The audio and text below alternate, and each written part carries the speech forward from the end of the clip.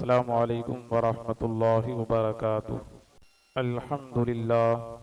अल्हम्दुलिल्लाहि रब्बिल आलमीन वल आक़िबतु लिल मुत्तक़ीन वस्सलातु वस्सलामु अला सय्यिदिल अंबियाइ वल मुरसलीन व अला आलिहि व अस्हाबिहि अत्तय्यिबीन अत्ताहिरीन।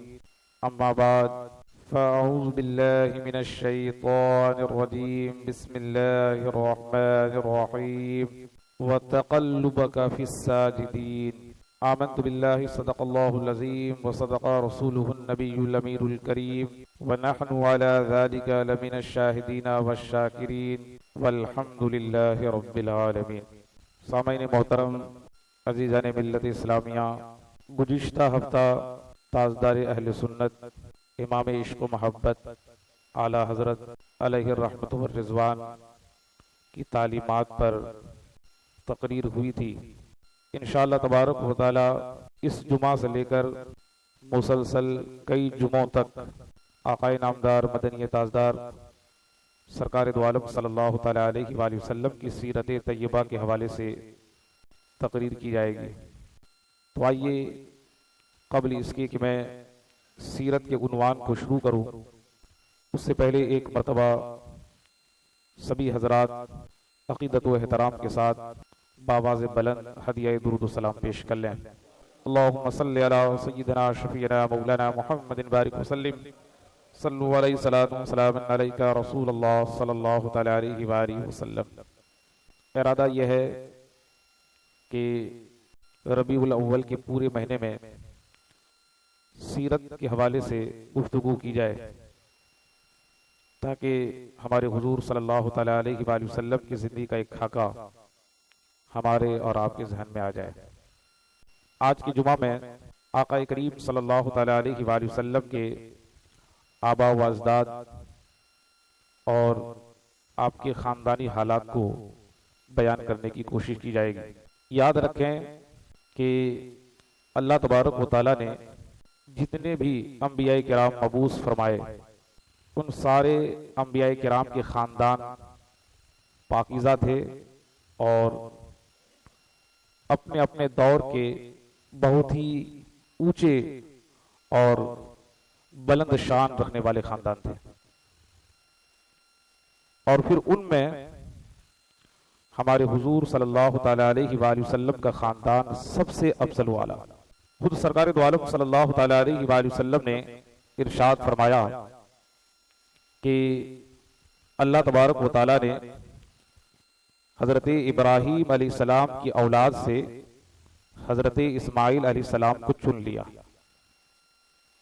और फिर हज़रत इस्माइल अलैहिस्सलाम की औलाद से बनी किनाना को चुन लिया। खानदान तो बहुत सारे थे, लेकिन औलाद इस्माइल से बनी किनाना को चुन लिया। फिर फरमाते हैं कि बनी किनाना से अल्लाह तबारक व तआला ने कुरैश को फजीलत अता फरमाई और फिर कुरैश से अल्लाह तबारक व तआला ने बनी हाशिम को चुन लिया। फिर फरमाते हैं कि बनी हाशिम से अल्लाह तबारक व तआला ने मुझे चुन लिया। इस तरह हुजूर सल्लल्लाहु तआला अलैहि वसल्लम का खानदान हर दौर में और हर जमाने में सबसे बुलंद और सबसे पाकीज़ा रहा। और ये भी समझने वाली बात है कि हुजूर सल्लल्लाहु तआला अलैहि वसल्लम जिन जिन खानदान से होकर के चले और आपका सिलसिला नसब चला, उनमें कोई भी मुशरिक ना था, कोई भी काफिर ना था, कोई भी बदअकीदा ना था और कोई भी शराफत से और नजाफत से गिरा हुआ ना था, बल्कि आपका खानदान हर दौर में अपने जमाने में मुमताज रहा। और हुजूर फरमाते हैं कि मैं पाक सुल्बों से पाक रहमों में मुंतकिल होता रहा। हुजूर फरमाते हैं मैं पाक सुल्बों से पाक रहमों में मुंतकिल होता रहा यहां तक कि अल्लाह तबारक व तआला ने मुझे अपनी वालदा सैयदा आमिना के बदन से पैदा फरमाया। आपका खानदान इतना ऊंचा खानदान था कि पूरे खानदान की तफसील और उसकी तशरीह तो मुमकिन नहीं है इस मुख्तसर सी महफिल में। आपके परदादा से मैं शुरू करता हूं। आका करीम सल्लल्लाहु तआला अलैहि वसल्लम के जो परदादा थे हजरत हाशिम, हजरत हाशिम आपके परदादा, इनका असली नाम अम्र था, लेकिन इनका नाम हाशिम क्यों पड़ा उसके पीछे भी एक वाकया है। हजरत हाशिम इंतहाई बहादुर, इंतहाई सखी और बहुत ही हसीन जमील थे, आबिद थे, जाहिद थे। और सबसे बड़ी बात तो यह है कि आप खानाए काबा के मुतवल्ली, सज्जादा नशी थे और आला दर्जे के मेहमान नवाज थे। कहते हैं कि एक मर्तबा इनके जमाने में अरब में कहत पड़ गया। हजरत हाशिम के जमाने में एक मर्तबा कहत पड़ गया तो हजरत हाशिम हुजूर के परदादा मुल्क शाम चले गए और वहां से आप खुश्क रोटियां खरीद कर मक्कतुल मुकर्रमा पहुंचे। हुज्जाज किराम हज में मसरूफ थे उस वक्त जो हज होता था।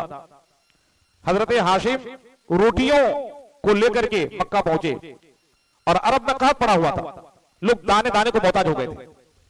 हजरत हाशिम ने ऊंट के गोश्त के शोरबे में सरीद बनाकर, एक तरह का खाना होता है, सरीद बनाकर आपने पूरे हाजियों को पेट भर के खिलाया और इस तरह से लोगों को सैराब किया और लोगों के पेट भरे। तो उस दिन से आपको हाशिम कहा जाने लगा, क्योंकि हाशिम का मतलब होता है रोटियों का चूरा बनाने वाला। आपने रोटियों का चूरा बना करके ऊंट के गोश्त के शोरबे में सरीद बनाकर तमाम हाजियों को खिलाया था, इसलिए उस दिन से आपका नाम हाशिम पड़ गया। आपके दादा जान हजरत अब्दुल मुत्तलिब, ये भी अपने वक्त के बहुत बड़े आबिद और जाहिद थे, बहुत ही बहादुर, सखी, हसीनो जमील। क्योंकि हमारे हुजूर सल्लल्लाहु तआला अलैहि वसल्लम का नूर उनकी पेशानी में चमकता था और इनका मामूल था गारे हिरा में जाकर इबादत किया करते थे। हमारे हुजूर के बारे में सुने हैं आप, आपके दादा जान का मामूल था कि गारे हिरा में चले जाते थे और कई कई दिनों तक इबादत में लगे रहते थे। और रमजान के महीने में तो खासतौर से आप गारे हिरा में जाकर के इबादत करते थे।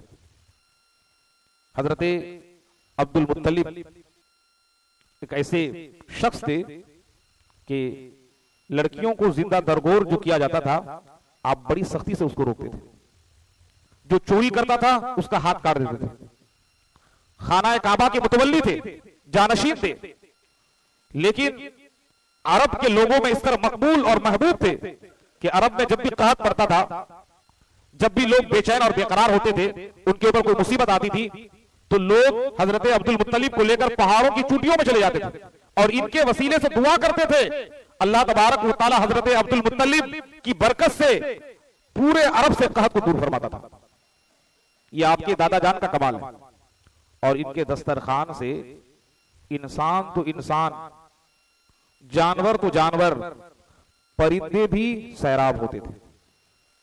इनका एक लक़ब था मुतइमुत तैर, यानी परिंदों को खिलाने वाले। हजरत अब्दुल मुत्तलिब परिंदों को खिलाते थे, परिंदे भी इनके दस्तरखान से फैजियाब होते थे। अस्हाबे फील का जो वाकया है, अबाबिल परिंदे का जो वाकया है, अस्हाबे फील का वाकया, वो वाकया इन्हीं के जमाने में पेश आया, हजरत अब्दुल मुत्तलिब के जमाने में। ये वाकया हमारे हुजूर सल्लल्लाहु तआला अलैहि वसल्लम की पैदाइश से सिर्फ 55 दिन पहले का वाकया है। आपकी पैदाइश से सिर्फ 55 दिन पहले का वाकया है। इस वाकया के 55 दिन के बाद हुजूर इस खानदान गीती में तशरीफ लाए। अस्हाबे फील का वाकया क्या है, मुख्तसर तौर पर आपको बता दूं। कुरान करीम में इस वाकया को बयान किया गया है। यमन का एक बादशाह था अबरहा। उन्होंने यमन के दारुस सल्तनत में, यमन के राजधानी में एक गिरजाघर बनाया और बहुत ही शानदार और आलीशान बनाया। और उसकी ख्वाहिश ये थी और वो कोशिश करने लगा कि लोग हज करने के लिए मक्का ना जाएं, लोग ज़ियारत के लिए खाना काबा ना जाएं, बल्कि लोग हज के लिए और ज़ियारत के लिए यमन में आए, इस गिरजाघर में आए। यानी वो ये चाहता था कि जो मकबूलियत और जो महबूबियत खाना काबा को हासिल है, वो खाना काबा को हासिल ना हो, बल्कि मेरे गिरजाघर को हासिल हो। जब अरब के लोगों को, मक्का के लोगों को खासतौर से मालूम हुआ, ये लोग बहुत गुस्से में, तैश में आ गए।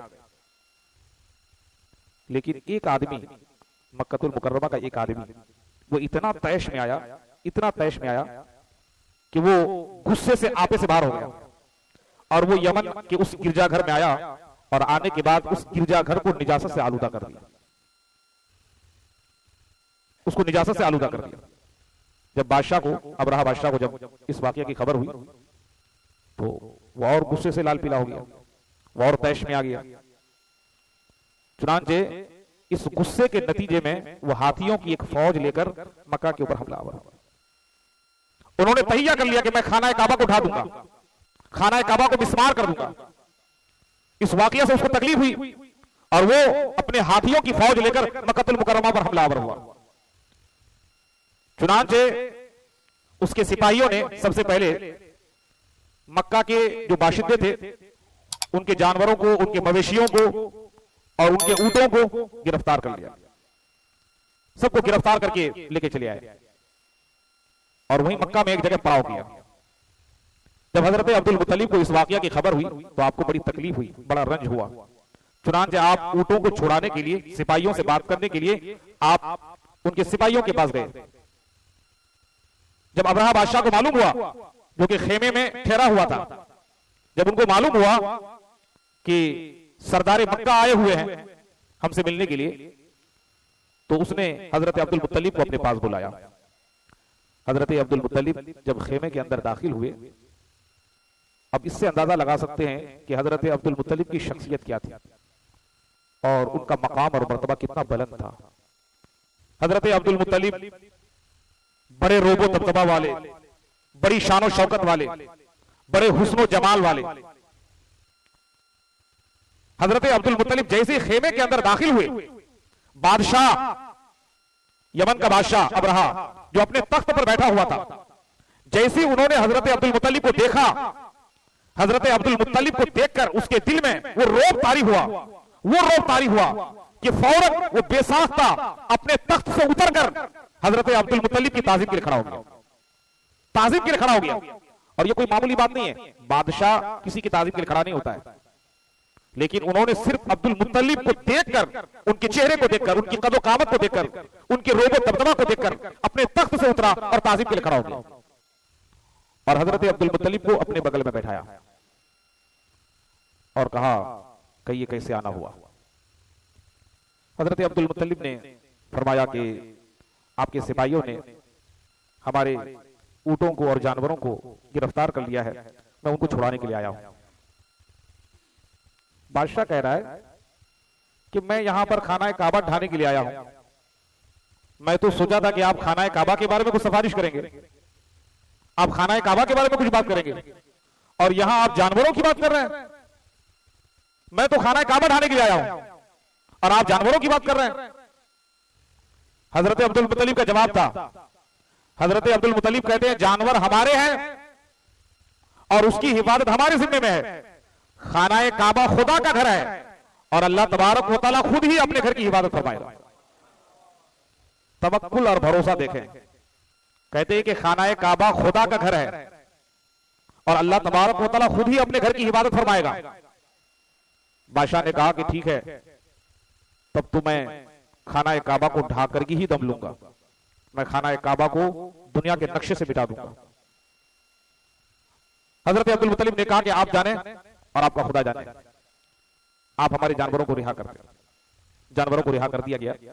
हजरत अब्दुल मुत्तलिब इन जानवरों को लेकर मक्का वालों के पास आए और उनसे कहा कि तुम सब के सब अपने अपने जानवरों को लेकर पहाड़ की चोटियों में चले जाओ और उसकी खो में जाकर के पनाह ले लो। और खुद हजरत अब्दुल मुत्तलिब अपने खानदान वालों के साथ खाना काबा में आए और खाना काबा के दरवाजों को पकड़कर आपने अल्लाह की बारगाह में दुआ की अल्लाह की बारगाह में फरियाद की कि अल्लाह, ये दुश्मन और ये फौज जिसके मुकाबले की हमारे अंदर ताकत नहीं है, हमारे अंदर सकत नहीं है, परवरदिगार हर शख्स अपने घर की हिफाजत फरमाता है, परवरदिगार तू भी अपने घर की हिफाजत फरमा। हजरत अब्दुल मुत्तलिब ये दुआएं करके खुद भी आप पहाड़ की चोटियों में चले गए और अल्लाह तबारक व तआला की कुदरत का नजारा देखने लगे। फिर क्या हुआ, सुबह को जब अबरहा बादशाह अपने हाथियों की फौज लेकर के और अपने लश्कर और सिपाही को लेकर के मक्कतुल मुकद्दस खाना काबा की तरफ बढ़ा हमला करने के लिए, अभी कुछ ही दूर चला था, अभी खाना काबा से दूर ही था, अभी कुछ दूर चला ही था, खाना काबा को ढाने के इरादे से निकला और कुछ ही दूर चला था कि उनका हाथी, बादशाह जिस हाथी पर सवार था जिसका नाम महमूद था, वो एकदम जमीन पे बैठ गया। अब उसको बारहा उठाने की कोशिश की जा रही है, हर चंद उठाने की कोशिश की गई, मगर हाथी उठने का नाम नहीं ले रहा है। तमाम सिपाही लग गए कि किसी तरह हाथी उठ जाए, मगर हाथी उठने का नाम नहीं ले रहा है। अभी सिपाही हाथी उठाने ही में लगे थे कि इतने ही में अल्लाह तबारक व तआला का कहर नाज़िल हुआ। अल्लाह तबारक व तआला ने परिंदों के झुंड भेजे, छोटे छोटे परिंदों के झुंड। वो परिंदे कैसे थे, उनकी चोंच में, उनके पंजों में 3-3 कंकरियां थी, और ये परिंदे समंदर की जानिब से मक्कतुल मुकर्रमा की तरफ रवाना हुए। और इन परिंदों ने, हदीस पाक में आता है और तफसीर में आता है कि इन परिंदों ने इन अबरहा बादशाह के लश्करों पर और इनके हाथियों पर और इनकी फौज पर ऐसी संगबारी की, ऐसी संगबारी की कि अल्लाहु अकबर। रिवायतों में आता है कि कंकरी जब किसी आदमी के ऊपर गिरती थी तो आदमी को छेद करते हुए हाथी के आर पार हो जाती थी। अल्लाह तबारक व तआला का ऐसा कहर नाज़िल हुआ, इन परिंदों ने ऐसी संगबारी की, ऐसी संगबारी की कि आम की आन में एक लम्हे में पूरा अबरहा लश्कर और खुद अबरहा बादशाह तहस नहस हो गया, उसके पराशे उड़ गए और सब के सब जमीन में नेस्तो नाबूद हो गए, सबका नाम निशान मिट गया। अबरहा बादशाह और उसके लश्कर सब के सब तबाह और बर्बाद हो गए। अल्लाह तबारक व तआला ने इसी वाकया को सूरह फील के अंदर बयान फरमाया, अलम तरा कैफ फ़अल रब्बुका बि अस्हाबिल फील अलम यजअल कैदहुम फी तग़लील व अरसल अलैहिम तयरन अबाबील तरमीहिम बिहिजारतिन मिन सिज्जील फजअलहुम कअस्फिन माकूल। फरमाया, ए महबूब, क्या आपने नहीं देखा कि आपके रब ने हाथी वालों के साथ क्या किया? क्या अल्लाह ने उनके मकरो फरेब को नाकाम नहीं बना दिया? तरमीहिम व अरसल अलैहिम तयरन अबाबील, और अल्लाह ने उन पर परिंदों के झुंड भेजे। तरमीहिम बिहिजारतिन मिन सिज्जील, जो उनके ऊपर कंकर के पत्थर बरसाते थे। फजअलहुम कअस्फिन माकूल, तो फिर अल्लाह ने क्या कर दिया? अल्लाह ने उन्हें खाए हुए या चबाए हुए भूसे की तरह बना दिया। छोटे छोटे परिंदे थे, लेकिन अल्लाह का कहर था, अल्लाह ने उनको कैसे बना दिया? भूसा की तरह बना दिया, चबाए हुए भूसे या खाए हुए भूसा की तरह बना दिया। इसका मतलब यह है कि खाना काबा को जुटाने का इरादा भी करे, अगर कोई नापाक इरादा भी करे, अल्लाह तबारक व तआला उसके इरादे को और उस शख्स को तबाह बर्बाद कर देता है और उसका नाम निशान मिटा देता है। चाहे वो कोई भी हो, बादशाह हो, चाहे रियाया हो, सिपाही हो, चाहे जानवर हो, चाहे कोई भी हो, हर एक को अल्लाह तबारक व तआला तबाह बर्बाद करता है। खाना काबा की अजमत और उसका मकाम और मर्तबा यहां से समझ में आता है। तो इस वाकया के 55 दिन के बाद हमारे हुजूर सल्लल्लाहु अलैहि वसल्लम इस खाकदानी गीती पर तशरीफ लाए। आपके वालिद मोहतरम और आपकी वालिदा मोहतरमा, दूसरी पढ़ी अल्लाहुम्मा सल्ली अला सय्यिदिना शफीना मौलाना मुहम्मदिन बारिक वसल्लम सल्लल्लाहु अलैहि वसल्लम सलाम अलैका रसूलुल्लाह सल्लल्लाहु तआला अलैहि व आलिहि वसल्लम। मुख्तसर तरीके पर, मुख्तसर तौर पर ये वाकये पे सवाल कर लीजिए। आपके परदादा की शान क्या थी, जनाब हाशिम, और आपके दादा हजरत अब्दुल मुत्तलिब की क्या शान थी? अब आपके वालिद मोहतरम की शान क्या है? आपके वालिद मोहतरम हजरत अब्दुल्लाह,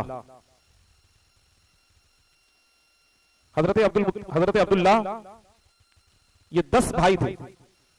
हजरत अब्दुल मुत्तलिब के 10 लड़के थे, और इन 10 लड़कों में हजरत अब्दुल मुत्तलिब हजरत अब्दुल्लाह से ज्यादा प्यार करते थे। उसकी वजह यह थी कि हजरत अब्दुल्ला की पेशानी में हमारे हुजूर का नूर चमकता था, और इतने हसीन और जमील थे हजरत अब्दुल्ला कि कुरैश की औरतें आपके ऊपर फिदा थी। हर औरत की यह ख्वाहिश थी, हर औरत की यह तमन्ना थी कि अब्दुल्ला मुझसे निकाह कर ले, अब्दुल्ला मुझसे शादी कर ले। हर औरत की यह ख्वाहिश थी। लेकिन हजरत अब्दुल मुत्तलिब को ऐसी बहू की तलाश थी जो हुस्न जमाल में भी बेमिसल मिसाल हो और खानदान और हसब और नसब में भी फकीदुल मिसाल हो। ऐसी खातून की तलाश थी और अल्लाह तबारक व तआला ने उसका सबब भी पैदा फरमा दिया। और वो इस तरह कि एक मरतबा हजरत अब्दुल्ला शिकार के लिए जंगल चले गए। जब जंगल गए शिकार के लिए तो यहूदियों ने हजरत अब्दुल्ला को देखकर के पहचान लिया, क्योंकि यहूदी हमारे हुजूर के दुश्मन और हमारे हुजूर के खानदान के दुश्मन। उन्होंने जब हजरत अब्दुल्ला को देखा तो अलामतों के जरिए से, निशानियों के जरिए से वो पहचान गए कि ये नबी आखिर ज़मा के वालिद मोहतरम। यहूदी ने सोचा कि क्यों ना इनका काम ही तमाम कर दिया जाए। चुनांचे रिवायतों में आता है कि यहूदियों ने हजरत अब्दुल्ला के ऊपर हमला किया। अकेले थे, इन लोगों ने हमला किया, लेकिन खुदा की शान देखिए कि यहूदियों ने हमला किया, अल्लाह तबारक व तआला ने गैब से कुछ ऐसे लोगों को भेजा जो इस दुनिया के लोगों से बिल्कुल मिलते जुलते नहीं थे, इस दुनिया के लोगों से बिल्कुल अलग थलग थे। आलम गैब से ऐसे सवार जाहिर हुए, ऐसे लोग जाहिर हुए जो इस दुनिया के लोगों से मिलते जुलते नहीं थे। ये लोग हजरत अब्दुल्ला की हिफाजत किए और जितने भी यहूदी आए थे सारे यहूदियों को मार भगाया और हजरत अब्दुल्ला को हिफाजत के साथ उनके घर पहुंचा दिया। अब उसी जंगल में हजरत वहब बिन मनाफ, हमारे हुजूर के नाना जान हजरत वहब बिन मनाफ उसी जंगल में मौजूद थे। उन्होंने दूर से ये सारा मंजर देखा जो पेश आया था जंगल में, सारा मंजर उसने देखा। तो उसी वक्त उनके दिल में जो है हजरत अब्दुल्ला के ताल्लुक से मोहब्बत और अकीदत पैदा हो गई और उन्होंने घर में आकर फैसला किया कि मैं अपनी बेटी और अपनी लाडली और अपनी लफ्ते जिगर सैयदा आमिना का निकाह अब्दुल्ला के साथ कराऊंगा। फिर उसके बाद हजरत वहब बिन मनाफ ने यह पैगाम अब्दुल मुत्तलिब के पास भेजा। हजरत अब्दुल मुत्तलिब ने जायजा लिया तो खुदा की शान देखिए, हजरत अब्दुल मुत्तलिब को जैसी बहू की तलाश थी हजरत आमिना के अंदर वो सारी खूबियां मौजूद थी। चुनांचे हजरत अब्दुल्ला की उम्र 24 साल की उम्र में हजरत अब्दुल मुत्तलिब ने हजरत अब्दुल्ला का निकाह हजरत आमिना के साथ कर दिया। इस तरह से यह निकाह वजूद पजीर हुआ। तो ये हमारे हुजूर सल्लल्लाहु अलैहि वसल्लम के खानदान के बारे में मुख्तसर तौज़ी और तफसीर मैंने बयान की। असल बात यह है कि आज लोगों में, बहुत सारे लोगों में ये चीज जो है मौजूद बहस बनी हुई रहती है कि हमारे हुजूर के वालिदैन मोमिन हैं कि काफिर हैं, माज़अल्लाह। तो हम अहले सुन्नत वल जमात का अकीदा है, और जैसा कि मैंने इससे पहले भी हदीस पढ़ी कि हमारे हुजूर सल्लल्लाहु अलैहि वसल्लम के वालिदैन हजरत अब्दुल्ला और हजरत आमिना ये ना सिर्फ ये कि मोमिन हैं, मुवहिद हैं, बल्कि हुजूर जिस जिस खानदान से और जहां जहां से मुंतकिल होते हुए आए, आपका पूरा खानदान हजरत आदम से लेकर हजरत अब्दुल्ला तक सब के सब मोमिन रहे, सब के सब मुवहिद रहे। उसमें से कोई भी मुशरिक नहीं था, कोई भी काफिर नहीं था। तो ये अहले सुन्नत वल जमात का अकीदा है कि हमारे हुजूर के वालिदैन मोमिन थे और मुवहिद थे, तौहीद परस्त थे और अपने वक्त की इबादत गुजार थे। अल्लाह ताला हम सब लोगों को सरकार दो आलम सल्लल्लाहु अलैहि वसल्लम के खानदान से और आपके वालिदैन से हमें सच्ची मोहब्बत करने की तौफीक अता फरमाए और हुजूर के उस्वे हसना को अपनाने की तौफीक अता फरमाए। कुरान की आयत जो मैंने तिलावत की, वतक़ल्लुबका फिस साजिदीन, कुरान की साजिदीन से मुराद मोमिनीन है, और उलमाए किराम एक तफसीर ये भी बयान की है कि यहाँ पर मोमिनीन से मुराद हुजूर के खानदान है, यानी हुजूर मोमिनों में और साजिदों में मुंतकिल होते हुए हजरत आमिना के बत्न में आए और फिर हजरत आमिना के बत्न से पैदा हुए। अल्लाह ताला हम सब लोगों को अमल की तौफीक अता फरमाए। अस्तगफिरुल्लाह रब्बी मिन कुल्लि ज़ंबि व अतूबु अलैहि व मा अलैना इल्लल बलाग। खड़े हो जाइए और एक ऐलान समाप्त फरमा लीजिए। बड़ा अहम ऐलान है, जरा पूरी तवज्जो के साथ ऐलान को समाप्त फरमाए। ऐलान यह है कि बच्चों की तालीम के लिए, बच्चों की दीनी तालीम के लिए उन्हें कुरान की तालीम के लिए, नूरानी कायदा की तालीम के लिए, अरबी तालीम के लिए, उर्दू तालीम के लिए कमेटी की जानिब से मोहम्मद वसीम समद मस्जिद में तालीम का इंतजाम किया गया है। उसमें मामूली फीस भी होगी, तो ये पढ़ाई बहुत जल्द शुरू होने वाली है। लिहाजा आप सभी हजरात से गुजारिश है कि अपने बच्चों को सही तालीम दिलाने के लिए और उनको अरबी तालीम दिलाने के लिए, कुरान की तालीम दिलाने के लिए आप अपने बच्चों को वसीम समद मस्जिद में भेजें। और उससे पहले अपने बच्चों का पहले नाम लिखा लें, नाम इंदराज करा लें, ताकि उसी हिसाब से जो है बच्चों की तालीम हो। बाकायदा उसके लिए एक हाफिज साहब और कारी साहब को रख लिया गया है। आप सभी हजरात से गुजारिश है कि आप सभी हजरात अपने बच्चों को भेजें और बेहतरीन तालीम दिलाएं और अरबी की तालीम दिलाएं। ये तो बच्चों की तालीम के हवाले से है। इसी तरह से बड़ों की तालीम के लिए, क्योंकि बहुत सारे बड़े बड़े हजरात हैं और उनको कुरान पढ़ना नहीं आता है, उन्हें उर्दू पढ़ना नहीं आता है, तो ऐसे लोगों के लिए भी यानी तालीम बालिगा का भी इंतजाम किया गया है। लिहाजा आप सभी हजरात जो बड़े बड़े लोग पढ़ना चाहते हैं और तालीम हासिल करना चाहते हैं और कुरान पढ़ना चाहते हैं, वो भी आकर के अपना नाम लिखा दें, ताकि उनकी तालीम का भी इंतजाम किया जा सके और उस तालीम को भी शुरू किया जा सके। अल्लाह ताला हम सबको इस पर अमल की तौफीक अता फरमाए।